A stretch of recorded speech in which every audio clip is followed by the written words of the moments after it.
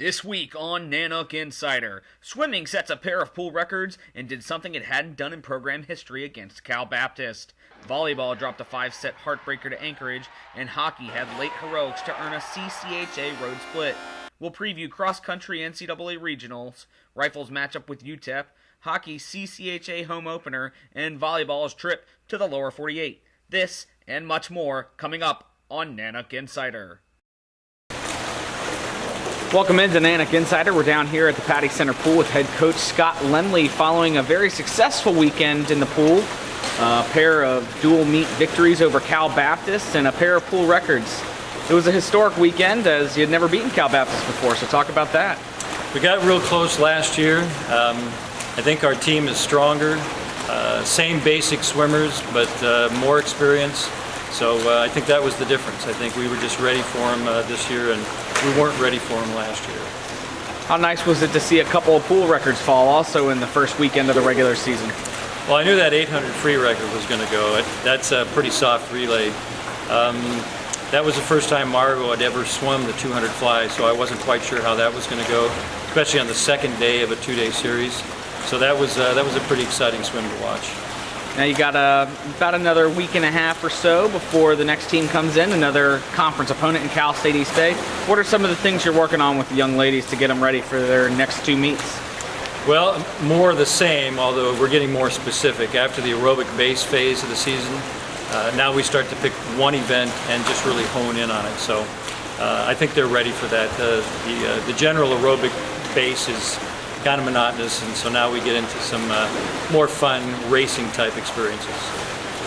Well, Scott, we'd like to thank you for joining us here on Nanook Insider. You can watch the swimmers take on Cal State East Bay coming up on November 9th and 10th right here at the Patty Center. Thanks, Scott. Thanks, Chris. Welcome back to Nanook Insider. We're now joined by assistant coach Mallory Larranaga of the Alaska women's volleyball team. And Mal, it was a tough 3-2 loss on Saturday night to Alaska Anchorage. Just walk us through that match, and it was a dogfight right to the end. It always hurts to lose to Anchorage, but any loss hurts. And the part that I'm so proud of our girls for is that they fought every single point. I love being proud of my team. I love that they're athletic. I love that they want to win this year. There's a bit of a fight in their eyes that I hope everybody can see this year, and that's why it doesn't hurt as bad. I love seeing their growth. I love seeing them working together more and more, and when you're close, it's awful, but I'd rather be close than them creaming us. We earned as many points as them. We were within a couple in digging. Offensively, we were really doing our job, and obviously they were too. It was kind of hard for us to have not a full squad, but the girls that were on the court were putting everything they had into it. They made promises to each other, and they went through with their promises. This week you head back out on the road for two matches. You head to Simon Fraser, a team 4 weeks ago beat 3-1 here in Fairbanks, and then follow that up by a nationally ranked team in number 17 Western Washington. And just talk about things that are going to be worked on after what we saw on Saturday to kind of get us ready for this road trip. Well, we're watching the game from last weekend. We're going to watch it today, and we are going to see very different teams this next weekend. You know, we have the bottom of the GNAC and the top of the GNAC. That being said, they're both very respected teams because we're going to play them, and we never look past anybody. We're going to go play Simon Fraser first, and their gym's kind of a different atmosphere. We usually have more fans than them.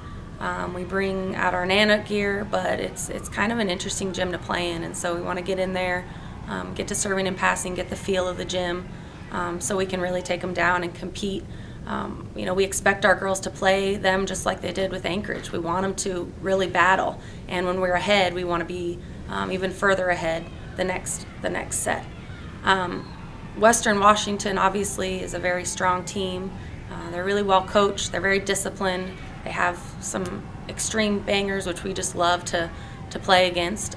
We're going to be working in practice, obviously, with a few different things. One of them, just our points in serve receive. that we can really get that first point and get on with the next one. We also always work on our blocking. We always want to be better at blocking, and defense has done a really good job just playing behind them, even though we definitely struggle in that area of our game. Well, Mal, good luck on the road trip, and we thank you for being with us here on Nanook Insider this week. Thanks. Go Nooks. Welcome back to Nanook Insider. We're now joined in the hockey office by head coach Dallas Ferguson, coming off a 1-1 split on the road at Ferris State. Coach, it was a nice way to end the weekend after the first game didn't go so well. Yeah, it's life on the road, in the first CCHA one, and, our first trip, I think it was some guys getting acclimated to just being back on the road. And you know what, I thought that, we came out, started the weekend the way we wanted to. We had a lead after the first period, and, the second period, I thought, it was a pretty good period up until about halfway through, and we gave up that face-off goal, and then one led to three pretty quick, and we put a push on in the third period, but couldn't get that fourth one, and we had an opportunity, early in the third period with a breakaway and didn't capitalize on it, and I think you get that goal and it changes the dynamics of the game, but we came up short Friday, and I liked how the guys responded Saturday, knowing what they needed to do, and you're always looking to get points every weekend, and certainly wanting to get points on the road because they're not easy to come by, and thought the guys responded really well, and we had a good goaltending performance by Sean Cahill, and got some timely goals, and it was a great play to end the game with just under a minute left with the Morley Granberg Youngman line. This weekend open up the home conference part of the slate with Lake State. Yeah. Another team just outside the top 25, so it's a grueling schedule being in this conference, but what are things you look for out of your team to come out with some points this weekend? Well, I look for them to respond to being at home. I mean, we last time we were at home with the Bryce, I thought, we played well both nights. We had good energy, throughout the games, and I think it's going to be important coming off the road to make sure that we have that energy. We've kind of managed our practices a little bit over the last couple days just to make sure guys are getting acclimated to being home and getting caught up on their rest and their studies, and so that come Friday and Saturday their focus can be on their competing. But again, it's just we're into that schedule, and we're 6 weeks until Christmas, and it seems like 6 weeks is a long time considering we haven't played a lot of games, but it's going to go by quick here, and we want to make sure that every weekend we're taking advantage of the opportunity in front of us. All right, Coach. Well, thanks for the time, and good luck this weekend. You can see the Hockey Nanooks over at the Carlson Center this Friday and Saturday against Lake Superior State. Yep, thank you, Chris. Welcome back to Nanook Insider. We're joined by Associate Head Coach Matt Dunlap of the men's and women's cross-country team, and you're heading to the NCAA West Regionals down in Hawaii. It's been a quick turnaround from GNAX, but talk about some of the training that you've done with the runners to get them ready.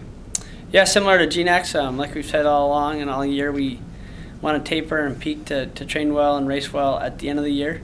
So similar to GNAX, we're just continuing that taper and have gotten some good maintenance and good quality workouts since GNAX, but just trying to continue with that taper to run fast this weekend.